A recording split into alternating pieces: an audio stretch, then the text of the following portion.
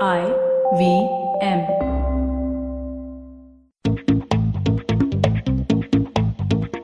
To say that technology has been the largest force to alter the media, content and advertising landscape would be an understatement. Because what technology, the rise of platforms, all driven by the inherent growth of internet consumption has done is change the way we create, interact as well as transact with content. And the last part is interesting because transactions have become as much about curation and experience design as they are about commerce. And in India, that's been driven by platforms like Book My Show, Insider and others like them. What's also been interesting is the way that engineers have helped change the landscape of the creative industry. Not just from a technology perspective, but from a creative lens as well. So many creators, directors, writers, creative people of all kinds actually started off being engineers.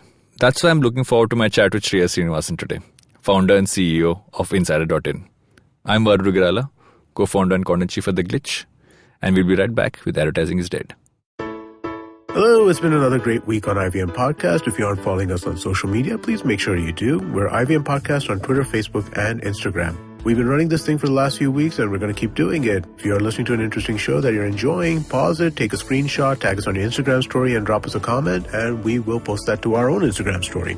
So I want to tell you about a new show that we're launching. It's called Ganatantra. It is hosted by Saryu Natarajan and Alok Prasanna Kumar. They discuss how politics goes beyond intrigue in elections and its implications in everyday life. I think you'll really enjoy that. Also, starting on the 4th of February, we're launching a new show with Ambi Parmeshwaran. It's called The Sponge Podcast. He talks about all the invaluable lessons he learned from his 40 years of experience in advertising. Speaking of Ambi, he's also on the Filter Coffee Podcast with Karthik Nagarajan this week. They discuss the importance of data in advertising. It's a really, really insightful conversation, which I think you would enjoy. On Cider Says, we have author Mopia Basu, who talks about her new book on the Rani of Jhansi and clarifies some historical misconceptions held about Indian history. On Pesa Vesa, Anupam talks to Ashok Kumar, CEO and co-founder of Scriptbox, about the importance of tax planning and the effective ways in which you can save tax. On the Pragati podcast, catch special guest Ambassador Shiv Shankar Menon in conversation with Pawan about the importance of connectivity on a geopolitical scale and the economics behind it. Here's what's in store for you on our regional language shows. On the Hindi show Puliya Bazi, the hosts do a deep dive into Dr. Ambedkar's most famous yet controversial essay, The Annihilation of Caste. On the Hindi film show Cinemaya, director Paromita Vora joins Swati to talk about her documentaries, her directorial decisions, and the politics behind camera. And with that, let's get you back to your show. Welcome back to Advertising is Dead. I'm Varun Duggirala, co-founder and content chief at The Glitch, and I have Shreyas Srinivasan with me. Shreyas, Founder Insider.in. I'm sorry. I have to keep clarifying these things sometimes just to make sure that I don't sound stupid, which I now do because I said that. Tell me something, Shreyas. Why are you on this show? I have no clue, man. I think I messaged you saying that, hey, Varun, whatever you asked me to do, I'll do it. And then you said, oh, be on this show. I said, okay, fine. You know, people have this misnomer that when they talk about media and advertising, right? They think it's all about creativity and business and all that. But technology is really the big game changer, right? It's across the last many years, technology has really been the one disruptive force. I mean, we call it, we say it's internet has disrupted it, but even technology and what it's let us do has really changed the way we look at advertising or media or the entertainment landscape in particular. And you and I were in engineering college together. Correct. Years ago. Yeah. Fateful days when when you actually went and started a radio station, indie radio station. Yeah. So basically you were cool in college. I wasn't. I had to start a radio station. I was the guy cool. I was sitting outside more than sitting inside college. That's always the cool guy in college. But anyway, yeah. So basically, I had a friend called Gaurav who used to play in a bunch of bands. Yeah. And we really liked a lot of indie musicians in Bangalore. There was like Thermal and a Quarter, Galeej Gurus, so many good bands. And we those were the times where you wouldn't hear anything but Hindi music on radio. Yeah. And worse was Bollywood music then wasn't really the Bollywood music today. Yeah. Right? Like it was really caught up. It had no range. It had no range. It was caught up in the 80s. Yeah. And then, but nobody would play anything other than that music. It was pretty bad. Yeah. So we said, okay, let's do something together which promotes this musician. So we started an alternate radio station called Radio Verve. 24/7 independent music from India. Good times, yeah. Really, it did How crazy. How did that curation happen at that point of time? I think it's an interesting way to look at that point and curation? So we did a lot of like fun trips. So I came to Bombay once, met all the bands here. Gaurav obviously was well networked in that space because he was a musician himself. Yeah. So he knew a lot of people. I met Vijay from OML that way. Yeah. So it was a long time between 2005 and 2009 when I was running Radio Verb. Like literally took 4 years to get. By the end of it, I think we almost had 1,000 odd artists on Radio Verb. It was pretty big. I think it was the biggest catalog of independent Indian music. And that kind of that focus on music kind of also transitioned to what you ended up doing at OML Digital, right? In terms of just building the platform that was for indie music and eventually led to Insider. Correct. Which I thought was an interesting segue in terms of where that really went. Right. I know that there are, at that point, I think there were very few players. Still are, I think, in this whole space and how they looked at it. But what I always found interesting whenever we've had conversations on it is that you've never looked at it as a straightforward ticketing platform. It was always a lot more extension of the actual live experiences space. And when Roshan was on the show some time back, that's what we were talking about, how things are more, how to extend live is actually through digital and what you can do. And technology can play a strong part in that. See, I think a lot comes from being an organizer yourself. So for 4 years at when we built NH7, the festival and everything we did around comedy, we really realized it's an art selling tickets. Yeah. Right? It's an art convincing someone to get out of their house, get in the car, get into traffic, drive somewhere, park your car, do all that to come to an event. Yeah. Right? It's an art to sell, and we sought the platform.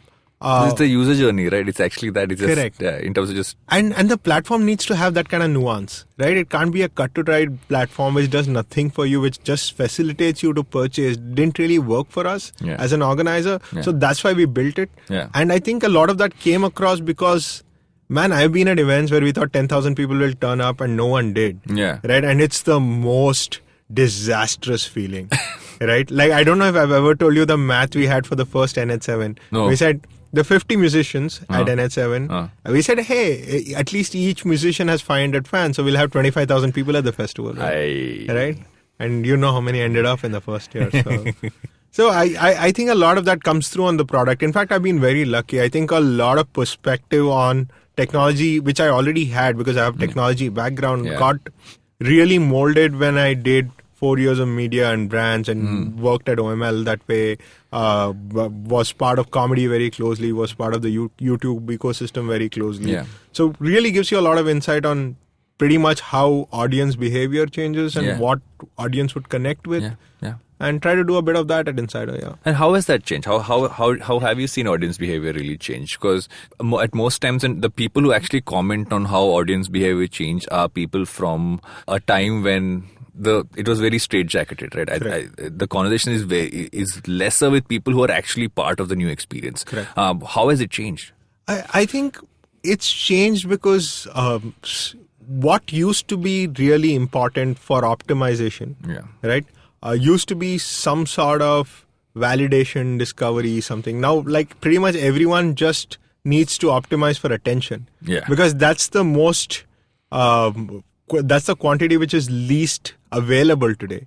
Right? Because it gets split. So I think that's the big change. When you look at it, when you look at consumption patterns today, consumption patterns haven't changed, but discovery is a problem because there's so much to consume. Right? And the curation of what you actually want to consume is so tough. Right, and discovery is tough, and then like brand recall is tough. Like one of the biggest questions today, especially when you see what Amazon's doing with brands, is having a brand even worthwhile anymore? Like there's Amazon basics for everything now. Correct. Right, and then what does it mean if the first, this, like if you're a product company, the most important spot for you is the first search result at Amazon. Right? If and you click on whatever the first result is. Then how does it matter if you've invested 20 years and $3 billion in a brand name everyone identifies? Everyone's clicking on the first link. And what's also interesting is the fact that there was a saying that live will die or experiences will die because all experiences will move online. But I think the realization over the last couple of years, especially globally as well as in India, has been that it's actually helped live becomes a richer experience. Right? In many cases, a live experience doesn't necessarily need to be in one spot. It can be in multiple spaces. It also lends people to really look at it from And I hate to use the term millennial because I think that's the terrible term to use in general for what I think is more a mindset than it is a generation. Is the fact it's more about saying how are you in tune with how the consumer is today, because the consumer today it doesn't work the way things. It's not a straightforward transaction anymore. No, I don't think consumers have a difference in their head between live and digital anymore. Yeah. Right? I think that exists in the minds of creators. Because you don't really have to. You don't have to, right? Yeah. And like one of our big insight was a lot of people go to events. I don't know if you saw the Fire Festival documentary. Yeah. Right? It's the real event is the validation of their lives. Yeah. Right? Because all those influencers were putting it out there and correct. And we saw this weird thing in the longest time where we said when we are putting together an event, right? Most of the consumption of the event happened through digital channels, right? Yeah. People are buying because it was on Facebook or the friends talked about it or it was a homepage of Insider, Book My Show, whatever. Yeah. But validation that it's a real event happened if there was a hoarding. Yeah. Think about that. Like here's a channel which does not result in sales. Yeah. But gives you credibility that you are real, because if you can afford a hoarding, then the event must be good enough. Then you must be real. The event will happen, right? Yeah. And in a lot of ways, I think live events today and in the future are pretty much the top of the pyramid. They are self-expression, and hence their pricing is fairly flexible. Yeah. The more you go towards something which is top of the pyramid, the more it's about the experience and not the price. While everything we're looking at everywhere else is a lot about price. Yeah. Because it's so commoditized. Yeah. And is this balance of what creative plus technology gives you, the reason why you chose this? Because I mean, a lot of people who do work in technology, right? And you actually think worked a lot more in the technology space, because I literally did engineering and didn't do anything to do with it post that. So if someone's an engineer today, and I know we have enough engineers who become writers or directors and all of that in the space, and we are filled with that.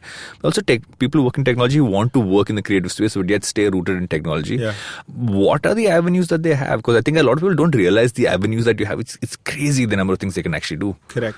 I think every technology job today is creative. Yeah. Right. Yeah. And this is again a misnomer that writing a jingle is very creative, but writing a great piece of software is not creative. Exactly. It's in fact a super creative, and the best people are miles above somebody who's just learned how to do it. Yeah. Right. Because they instinctively think about it very creatively. Yeah. And everything is intermixed today, right? I mean, when was the last time a musician had to go to a studio to record a song? That's true. Right? Yeah. Everyone's sitting in their houses and recording the song, and every tool they're using is built by a technology guy. Yeah. Right? And every time you type something or you put something out into the world, it's going through a technology stream. And in fact, I think technology is a necessity for everyone today. Yeah. Even if you don't understand how to code, knowing how it works is super. Like one of the things I always ask people is, how does the internet work? Yeah. Right? I can guarantee you 95 out of 100 people you meet don't know how the internet works. Yeah. Right? How does the internet work? How can you write something and where does it pull up from? You asking a question which is, I think everybody asks how does blockchain work a lot more than they actually ask how does it. Who cares how the blockchain works? Yeah. Like no one uses the blockchain. It is a conversation I've heard so often. Like blockchain for me is like every second conversation blockchain. I'm like, what you ask is actually more important. I think I know the internet works. Maybe I might be wrong. No, that's the majority. I think I know, but without actually knowing. Look, there are some handful of cables which go between India and North America, which carry most of the traffic of what you browse between two countries. Yeah. How many people know that? Like if there is a cut in one of those cables, our internet gets affected. If there's a video of this podcast, you'll see my hand going up saying I kind of know about the cables. Right. But my point is like we don't need to understand technology from being able to build technology, but as much as how technology works in its essence, because we implicitly know how a car works. Yeah. Right? Everyone in the school has been said there is a piston, there is a internal combustion engine, this is how it works. Yeah. Why do we not teach people how internet works? Yeah, we just assume that they don't need to know it. Correct. Because it was not a fundamental thing when these books were written. It's a fundamental thing today. Yeah. It's a lot more fundamental today than anything else. Absolutely. That's our entire lives. Correct. That's why most people still restart their computer if their Wi-Fi doesn't work. Oh, man. They do. I used to work in tech support, so I know how that question can really work. My first job post-engineering was working in semi-tech support for AOL Internet. So that question, like, kind of major flashback scenes just happened in my head. So I have my CTO Nihar, when we used to work at OML, he used to have a printed steel board. Have you tried it turning on and off? Because everyone used to commit to him with technical questions. So he said, try turning on and off. My favorite question when I was in AOL cancellation, someone called and said, I want to cancel my connection because the internet isn't working. My response was, have you switched it on? And she said, what do you mean? I said, have you put the CD in the drive and put it on? She's like, no, I just got it free with my groceries and I expect it to work. I said, no, what they gave you free is a CD. You put it in your CPU, and for people who don't know what this CD drive is, that it's this round shiny thing we used to put inside for things to work. She didn't know. She just assumed that she'd gotten a package, came home, threw it on the counter, and she was supposed to have internet. Correct. But think about that, the change from there. My mom is on Hotstar and YouTube all day. Yeah. How did that happen?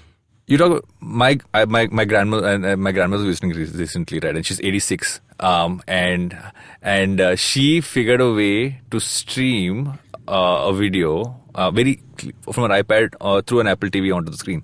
I mean, she's 86. It's just crazy, right? And that's how people are consuming. That's why I said millennial is not. It's not. I think she's as millennial as anybody else because she just did that, right?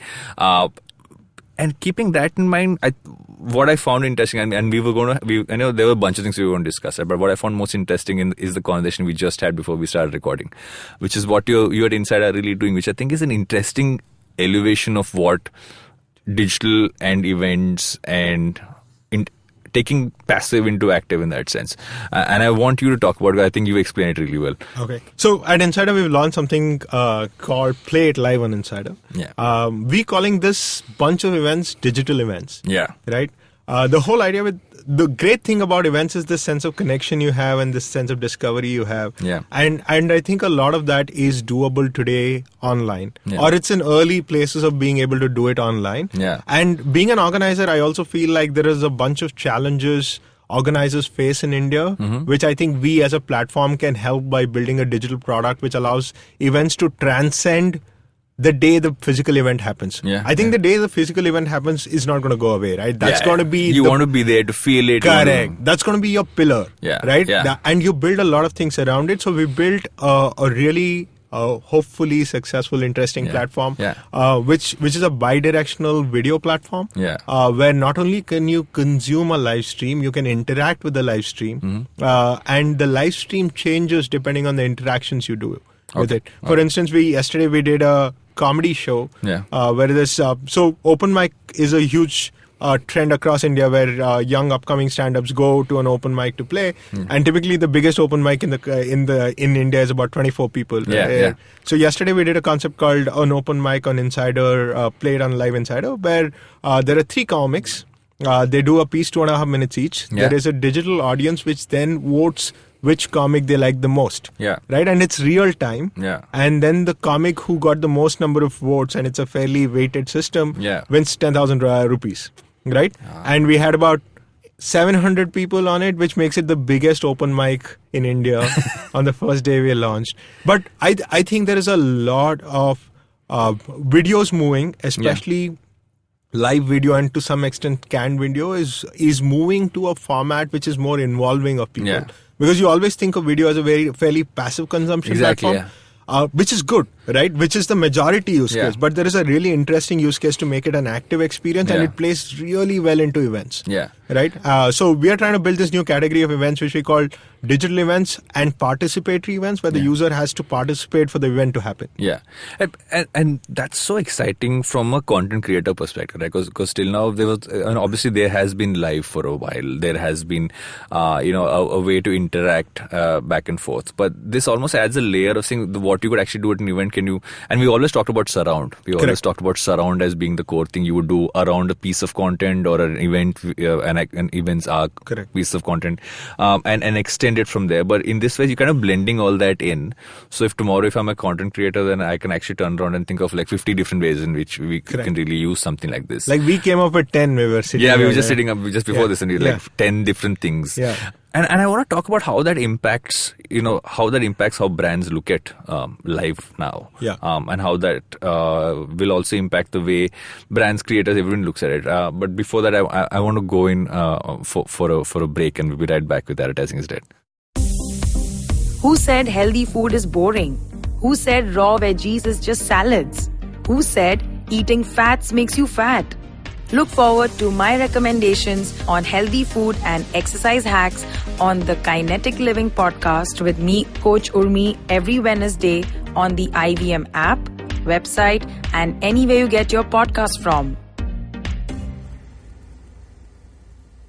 Welcome back to Advertising is Dead. We're still with Shreyas, and we're talking about how digital events can have really changed, or can really change how brands really work with live. Because like you said it earlier, live is about what happens in that moment and that what happens that day. This allows you to kind of extend that further and take it much longer. Correct. And brands are always worried about that. Right? Like we said, there was a hoarding, and you look at that. But Correct. How does a brand take themselves in this scenario and look at all the opportunities that they have? So I think the really interesting branding opportunities are how to integrate that with content and interactions. Right? Yeah. I think that's another thing. Branded content has been such a hot topic discussed for the last 6-7 years. Yeah. Right. But one of the big problems with branded content is how much of the brand is passive to the content and how much of the brand is actually like one of the biggest success of branded content is Bacardi and N7 Weekender. Yeah. Right. But people forget that it's success because Bacardi is a drink you have at NH7. Yeah. Right? There's real engagement with a brand. So with digital video, we see some of that real engagement playing out. Yeah. For instance, if you're a phone brand, right? And you're doing something where suddenly in the digital event, new things open up because you're using that phone. Yeah. Right? Yeah. Or between one of the bonus questions is people asking which one of this is a product line of this brand. Yeah. Right? And then oh, great. So these many people knew about my brand, knew about something from my brand. Yeah. Allowing, today we did a simple thing. If you share the link of the event on social, you get an extra life, right? Because we were doing this quiz and then some 1,200 people shared it. Yeah. There's so, I would love it if you use a MasterCard and you say enter your last 4 numbers, you get an extra life. What I'm actually excited about is what can actually do to game shows, right? Yeah. So game shows as a format has always been so exciting to create. And it allowed a bunch of things. It allowed brands to be an integral part of something that was truly engaging throughout, because as audiences, you would also want to engage in it. Correct. And as contest, and you want to be that contestant, you want to be there for it. Also, it's just generally so much fun to it's a family experience. So I keep saying this to everyone, Varun. I really want to organize India's biggest air guitar championship. I think it's waiting to happen. I think it'll be killer. Let's do it. But what you can also do something fun for is sport, right? I think what you can do around sport now, and we're no longer a country that only obsess about cricket. We obsess about cricket. I think we're still 80%. Correct. It's maybe 75-80% cricket. Depends on where in India you are. That's also if you're in Goa, football's much bigger. If you're in Kerala, football's much bigger. Yeah. And if you look at sport and let's say, for instance, what the NBA does in the States and the experience that you can get on an ESPN or an NBA and what they do digitally versus that experience is so seamless. Correct. Right? And we still haven't reached that point with sport, even if it's just cricket. Correct. And what are the opportunities there? Because the point is really how can you make the content a lot more engaging. Correct. And how can you make the brand experience a lot more engaging, right? And both those things kind of come with this seamless integration. Correct. What more could we do? Man, so many things. First of all, I think sport has to become participatory. Yeah. I think so far there is one great ad. Cricket Next is doing a great ad. If you've seen where there's a commentator and there's somebody discussing strategy, and then they say, "Oh, you're right," and the commentator pauses and talks to. The app doesn't do that, but that's a great use case. Right. Like today we were talking to it. We were talking about esports, right? And one of the things I want to do is a FIFA game where there's a sort of a comedian influencer playing with somebody who's a pro. Right. But the only thing is the pro guy needs a handicap. Right. And the comedian has to convince people watching the stream who the other guy should sub out or what formation he should be on. So you're actually part of the team then? Yes. Right. And you can do so many of these things. And again, even with cricket, for instance, there's so much content now which is branded half an hour before, 2 hours before, in the build-up, but none of them are participatory. Yeah. We're all watching an expert It still tell feels us. like a banner ad system many times, not necessarily something that's just slapped on. It's not necessarily, Correct. So I think there's imagine a world where the 10,000 biggest fans decide who the opener should be, right? Or in between the match, who should be subbed out. So there are two ways to look at it. I think it was again, I'm referencing my chat with Roshan a couple of episodes ago. He said that the reason why we don't end up doing a lot more engaging experiences is that most times we don't have the headway time to be able to actually build layered experiences. Correct. On the flip side, when we do have the time, we use that extra time to find another project to do and still end up doing it in the same amount of time. So it's as much an inherently creator-led problem as it is a brand-led problem. I mean, I think it's a platform problem. I think that's... You just added one more problem.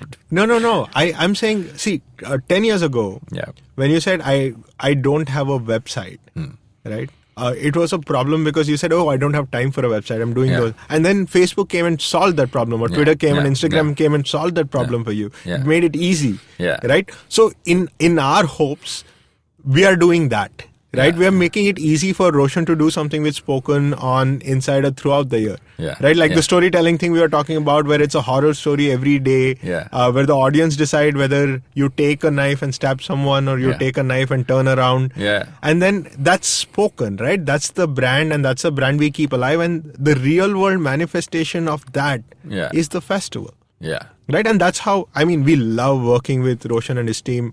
And if we could work with him 365 days a year, we would love to do it. Yeah. But do brands really want to engage that long? Do you feel that if you turn around to a brand today and you say, okay, the brand's okay to just get there are two ways, right? One is what you're getting more for this thing, but then the investment's also a lot more. And that's a constant conversation, right? And I think with newer ways to engage and newer ways to do stuff, it always becomes a conversation about how much you're getting for how much. It comes down to that. Are they getting as much? We haven't monetized it yet. I also... Not from this specific thing, but in general, if you look at the space. I think what a brand... It's such an intangible, man, honestly. If any brand, or if any of us stand up and say, I know exactly how to give you ROI on any advertising. Forget digital, physical, media, events. Yeah. It's all an intangible. Yeah. Right? Outdoor, things which have been hundreds of years old. People can give you ROI metrics, but you don't know what influence means. Yeah. So we've all gone back and told ourselves the best way is to do it all. Yeah. Is to do bits of everything. Yeah. And if you think about it, that's a very human behavior. We do that in wealth management. We don't want to park everything somewhere. We want to distribute it everywhere because we are balancing our odds. Yeah. Because we truly don't know what's going to play out. That's true. Right? So I think it's a lot about what would capture interest of users, and it might be very periodical, right? It might be the flavor of the season, or it might be something long term, like what digital has ended up being. So we don't know how that's going to play out. But I genuinely think for brands, being part of conversations with people is a lot more important than just being visible. Right? And it's especially true today with human causes, and I feel like events are such a human cause naturally because they're just just a lot of people, a community coming together, and I think that's always going to be a place where they spend, right? And obviously Facebook helps us by having 50% bots and all these new articles coming out that how most of digital is fake. So a lot of that definitely helps us, but Do you see that spreading out how we because it was always it became a duopoly, right? It was Google and Facebook throughout, and now with this thing with what's happening in terms of conversation around privacy, and because what you do is so clearly driven by privacy and revenue are core parts, right? Because people are transacting at the end of the day on a platform like yours. How do you build in the fact that on one point you are curating something for a person basis what they really want to experience, and that's what it's entirely built on. But on the other end, you're also trying to make sure that they feel like, when I'm curating, but I'm also not going to become that person who, at any point invades privacy. And I think there's that balance, right? And whenever it's a platform conversation, that's where we are at. How do you strike that balance? I mean, what's the... Man, that's a tricky one, honestly. Yeah. And I'll tell you what, I am for one, as much as I don't like what Facebook has ended up being, I understand and empathize how they ended up there. Yeah. Because that success beast, once it starts working for you, it's really hard to hold its reins. Yeah. Right? And the problem with Facebook is not so much that they have misused your data. Yeah. I always expected them to, but what they have misused it for. Yeah. And at what scale have they misused it for? Yeah. Right? Yeah. People were misusing Facebook data in 2010 as well. Yeah. But it wasn't to rig elections. Yeah. It wasn't to bring down democracies. Yeah. Right? It was for a much more frivolous use case. So in a lot of ways, I think it's cyclical. I think a duopoly, multiple competition tends to be a very cyclical market. Yeah. But I do think it's going to be extremely hard to dislodge Google. I don't think they're going away anywhere. Their only real contention point is Amazon, because a lot of product search now happens on Amazon. True. And obviously Siri and you can't call Amazon the dark horse anymore. They're literally I mean, you can't call something as large as Amazon a dark horse. That is the horse. I guess. I mean, I never understood it. What is a dark horse? Yeah. In 3 people, at least 8 people, there should be a dark horse, because it's difficult to pick odds. Yeah, because even if you've got platforms that is interesting, let's say you have the Pinterest of the world, and you have all the others, but Amazon's a logistical company more than anything else, and that's another interesting. We don't see ourselves as an advertising platform. Yeah. Right. Okay. We see ourselves as a platform for creators to come in and brands to participate with the creators. Right. Fundamentally, when we work with a spoken, we are hoping that this interaction format brings in spoken, comes in with somebody they are working with. Yeah. So we have, in the last year, Insiders worked with over 16,000 events. Yeah. Right. So we are hoping that we become a platform for a lot of them to come in. We can't do it all. I mean, at the end of the day. So you become almost a facilitator for what you can do with the brands you already have on the event, and not necessarily have to do the direct to brand stuff. Correct. But also then it's interesting, and I remember when I heard the news about Insider and Paytm, right? Because that was a very interesting connect, and that also kind of made sense, because it in so many ways, and so how has that actually been in terms of how, for you to scale as a platform? Because again, platform scale because of multiple things, and one of them is the kind of partners they have. It's been incredible. We are, like I wrote in the post, we are 5x from where we were 18 months ago. On one metric, we are 10x on a metric which we were 18 months ago, and metrics like total sold, tickets issued. It's been crazy growth, right? We've literally gone from a fairly niche music and comedy ticket website. We do more sports than anyone else in the market today. It's been insane, and to a lot of credit, I think we've been strategically aligned to execute well with them. They've been super, super kind to us. Allowed us to do what we think is the right thing. So I had nothing to complain. More importantly, muzzle. I think you discount how much muzzle having $1 billion company behind you gives you. As long as the muzzle doesn't affect dexterity, I think the muzzle's good. Right? It's muzzle behind you than on you, because if it's on you, you're not flexible. And most times people talk about the fact, becoming part of something bigger or being partner in something bigger actually makes you, kind of holds you back. But like you said, it actually gives you that boost to go forward. Absolutely. And we realize that. Both of us realize that we realized so that for last 1 year for us with Group M and WPP has just been that. It's just been... And it's end of the day, it's people, right? You are building relationships, and and everybody wants to grow, everyone wants to do the right thing. And I think that's also very important. I think as leaders of our companies, the fact that we've been able to establish a relationship with them on good faith, where they feel like we'll do something which is good for both of us. I think that's really important. If that doesn't happen, I think it'll end up being pretty bad. And that's a core way to look at it, right? In terms of when people talk about, so there's this interesting thing that Ronnie Screwvala once said, I think in an interview, where he said that only in India do we consider being acquired or selling steak as a bad thing. Yeah. Everywhere else is considered to be the best thing to Correct. do, because that actually shows that you're growing. Yeah. And that's so right in the way we look at it. And I think why that happens is because we predominantly look at it as losing control or someone else diluting it. But as long as you find the right partner who's very clear about how we'll work together and how we'll actually work for both sides, it's just that. And it's also that standard thing, right? Like, are you a mercenary? Are you a missionary? Yeah. Like, if you're a missionary who are doing this because you enjoy doing it, then like muscle and ability to do more is really good. If you're a mercenary who's trying to maximize profit or maximize revenue long term, maybe it's a bad idea. Yeah. So, I mean, depends on how you look at it. That's true. Yeah, I mean, I would have definitely been more served building a blockchain startup than building a ticketing startup. I think valuation multiples on blockchain are a lot higher. I need to figure today. this blockchain business. It has literally been a conversation around me for a while, and I still don't. I understand the theory of it. I think. Yeah. I've actually realized. So there's this thing about this show, and I'm going to digress for a second, where we actually try to do a counter the number of times I say I think. Okay.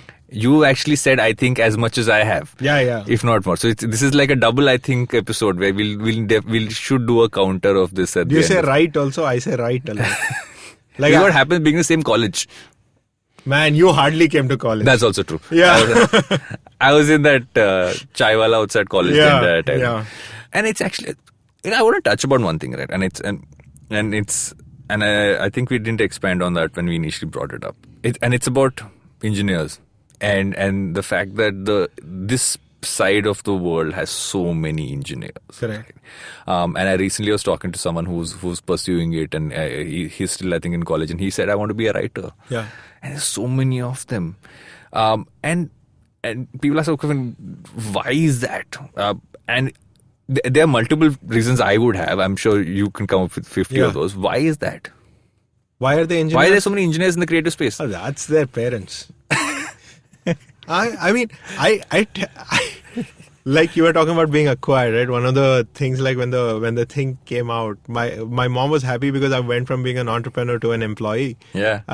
Literally, right? I mean, you do have equity and stuff, but in a way, there's a big because you have to understand a lot of our parents aren't very comfortable with us being entrepreneurs. Right? Today, after all the success... Now mine are okay. I think initially they were like, okay, fine, you're doing something. Possibly, yeah. Mine too, but I'm just saying, like, at least when I grew up, it was the norm to be an engineer or a doctor. One of the things is, like, engineering, I think it's a great thing for a writer. Yeah. Because I do think it teaches you some first principle thinking. True. Right? I think that's really important, which engineering teaches in multiple ways. In multiple ways, right? And I either think through frustration or through actual learning, or through just the kind of people you're around with. Exactly. I think more than education, what we discovered at colleges were like we were around a great bunch of people. Yeah. Right? And they really pushed you to learn more and to discover more. Yeah. And so I think the only good thing about education is if you do go to a reasonably decent college, you end up hanging out with people who'll push you to do better. That's true. And hopefully learn some first principle thinking, which over time, which allows you to break up writing a novel, writing a screenplay, writing whatever else, like you're structured more. Yeah. Because it's a question I've been asked by many people who are saying, oh, I'm actually studying engineering. And a lot of them end up being people like you and I, who in some cases would hate it from get-go and not do anything, which is like me. And I was like, I don't want to have anything to do with this. Let me just get this done with. And you, on the other hand, who I enjoy the technical aspects of it, right? And you just found an extension of it to find more creative freedom in that sense. So it's not just okay, you're an engineer, because most engineers don't end up actually working in engineering. Correct. Good engineer, the people who actually get good marks, I've noticed, become MBAs and go work in financial companies. Correct. Which is, again, I mean, with all due respect to financial companies, they do. I mean, and all due respect to them, I could never do what they do. Never. Yeah, I'm not that smart. It's true, man. Those McKinsey consultants are smart. But I'm also adding to a point that when I was in college, I didn't want to be an engineer. Right? When I was in college, I wanted to be a computer coder. Yeah, interesting. I used to code for fun. Yeah. Till I became an engineer. Interesting. I quit coding after my first month in engineering. So I only got really interested. I was reasonably good at coding. That wasn't the problem. But I really got into it once I discovered open source in some sort of way. And I felt like there's this whole community of people building software which has this ulterior motive of like not shackling people in corporations. Like that really got me into it, right? And then I worked for a product which had a lot of users, and that really got me excited because it felt like I was making like a positive change, like to their lives in some sort of small way. I think that's what got me into technology. It's not like if I could sing really well, maybe I'd be singing. I mean, that feels like a more the easier way to make a direct connect with a lot of people. But I can't, so I did the best I could. So we do this thing at the end of every episode, right, which we like to call Humans of Advertising, where we like to call it our version of the Coffee with Karan rapid fire Awesome. Fest. What can you whip up in an instant? Coffee. What kind of coffee? Filter coffee. Very good. Good South Indian. Of course. That's the first response. If you didn't do what you did, what would you be doing? I'd be still running a startup. Possibly blockchain. But that would be what I do. No, I think I've been some history thing. Like I always loved history. I love history. I love watching history documentaries like endlessly. I don't know what a history startup would be, but I always thought India had the worst sort of guides. We had a startup. So IVM has, and this is shameless plug time. IVM has a great history podcast, which you should listen to, called Echoes of India. Done. What are you reading right now? I'm reading Radical Candor. Wait a second, I know this book. I think I got the sample of what is it about?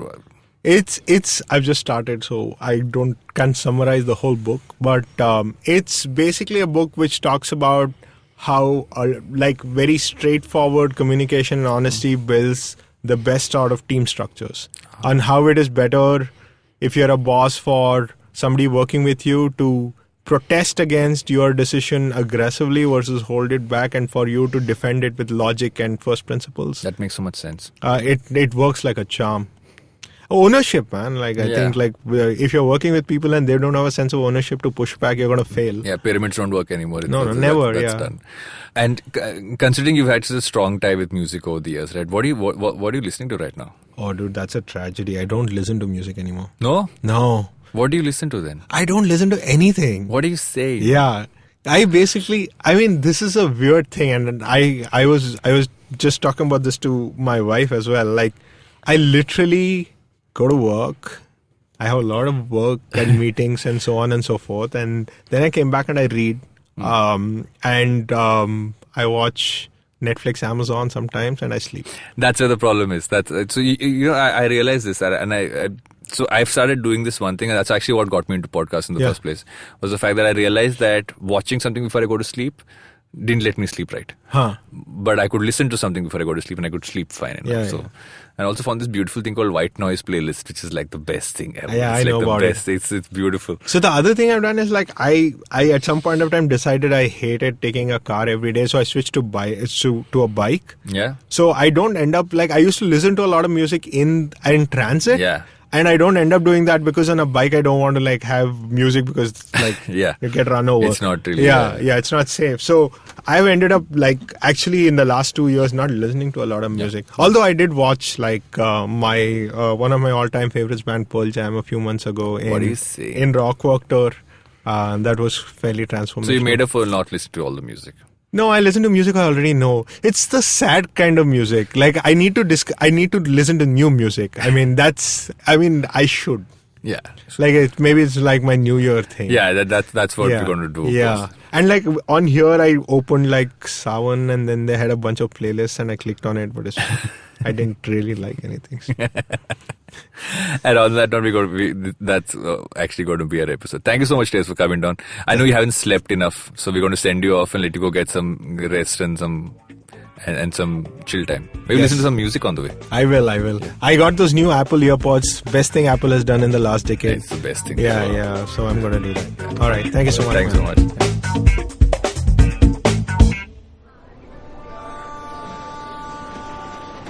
Did I just catch you on your way to work? Or did you end up pulling an all-nighter? Let me guess. You have a packed schedule for the day, the week, and probably the month and the year. That's a lot for your mind to handle, don't you think?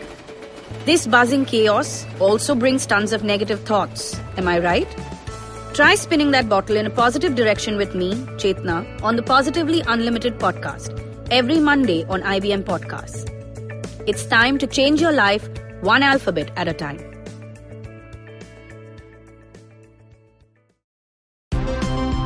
Look! Up in the internet!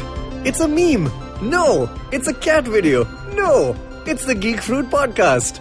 That's right, we interrupt this riveting broadcast to tell you about our show, the Geek Fruit Podcast, where Tejas, Dinkar and I, Jishnu, talk about everything in pop culture, including DC, Marvel, Star Wars, Netflix, and everything in between. You know how your friends hate it when you ramble about some nerdy crap and you just want somebody to listen to you? Well, sorry, there's nothing we can do about that, but come listen to us ramble and it'll almost be like the real thing. Kind of. Listen to new episodes of the Geek Fruit Podcast every Monday and the Geek Fruit Bulletin every Thursday on iTunes, Google Podcasts, the IVM app, or wherever you listen to podcasts. Happy listening, you nerds.